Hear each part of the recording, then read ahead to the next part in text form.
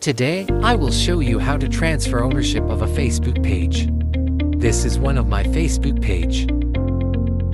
First, go to Page Settings.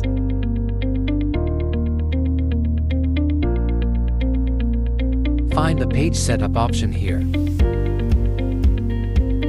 Click on Page Access. Then Add New.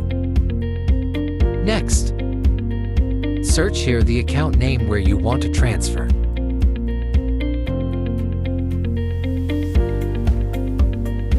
Click on this button to give it full access. Then click on Give Access. Type here your account password, then click on Confirm. Now log into that account you want to transfer this page. This is the account.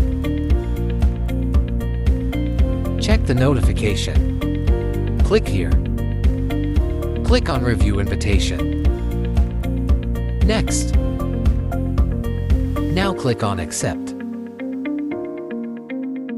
Your Facebook page transferred successfully. Please subscribe and click on the bell icon.